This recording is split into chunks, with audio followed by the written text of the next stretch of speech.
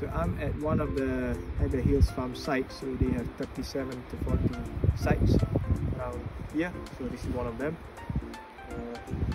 Just want to see some honey and bees.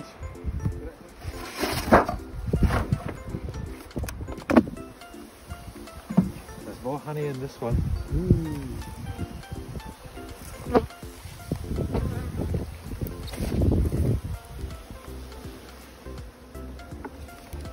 So if you would take one out, they're not gonna of course we are disturbing them now. Gonna disturb them, yeah.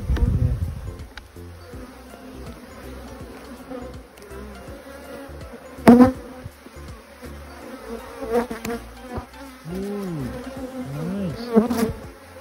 So that's the fresh honey. Fresh honey. They should seal all that by the next week or so. That's when you understand. And then you uncap it when it gets back to the farm and the honey comes out. But unless it's capped, it's not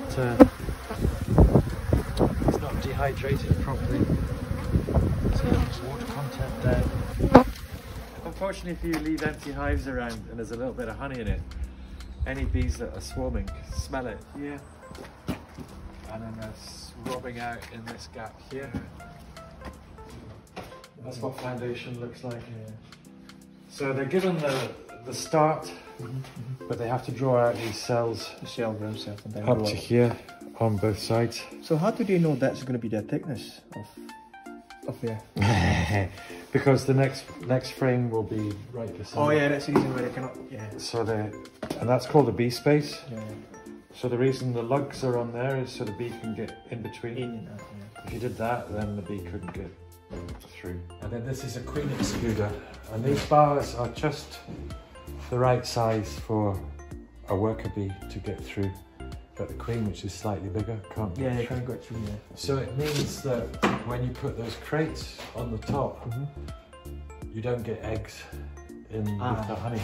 Yeah. So it means that you can take the honey away and you're not taking all the bees. The technology's not really changed. Yeah. So there's a couple of steam blades there. That's a boiler that heats the water up and sends steam through the blades, and the blades cut that wax seal off, so the honey starts dripping off into the trough. Okay.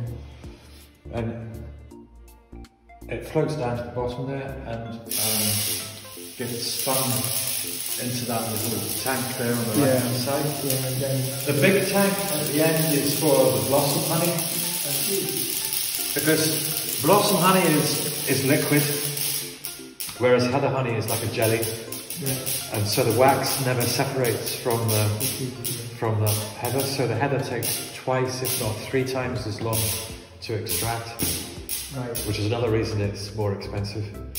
Yeah.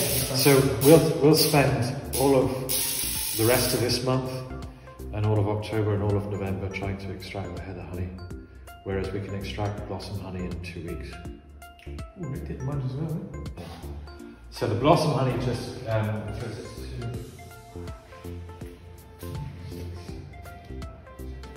12 times 6, yeah, you get 72 frames at a time. So you just put a slot in the pen. Yeah, vertically. Yeah. And then it will spin one way and then spin back the other way. Because the honey's warm, it's quite liquid, and all the foreign particles float to the top. So we don't need to filter it. Yeah. So keeps the pollen, keeps all the minerals and stuff that are good.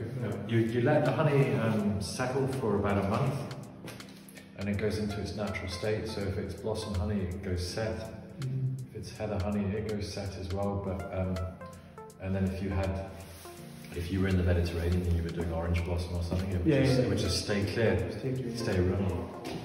Where's the pipe? You swing this pipe over. It was last used to fill up the blossom. That pipe comes over here. This has just got a filter in it. It spins around.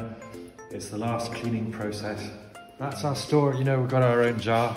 That's how we have to get 140,000 made at a time.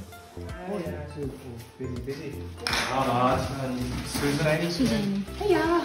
So they made 10 layers for Yeah. this box. Yeah, and it's 16 boxes per layer, so it's 160 boxes in total. That's a full pallet, so you can go because through. the height of it. Yeah, so that That's beeswax. It's crude beeswax. So basically, did Mark show you the extraction room and explain the thing goes through? So that's how there's when the wax gets separated, melted down basically with the head of honey process, and so we put them into these big pans. It's like a little. It's like a roasting pan, basically, a big pan. Tray, right? Yeah, a tray. And they solidify, and that's crude beeswax. So obviously it's still quite dirty in places, but if you boil it up, all the debris comes to the top and the wax can get filtered at the bottom. And what we do is we send a lot of this out to make the wax for the frames for next year, because a lot of the wax might be damaged, or after 3 or 4 years you get a lot of pesticides and things like that in the comb becomes dirty, you need to replace the comb. So we use that for that, and then we make our own candles. Do you? Am I? I'm away. So are you filming? Yeah. Oh right.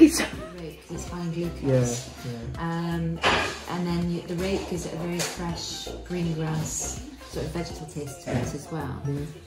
So it's lovely. It's quite smooth and velvety, and you get a burst of tang towards the end.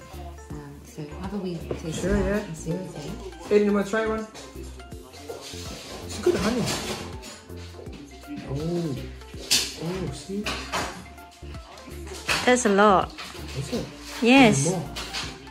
Oh, you want to try Is one? it not a lot? Try some.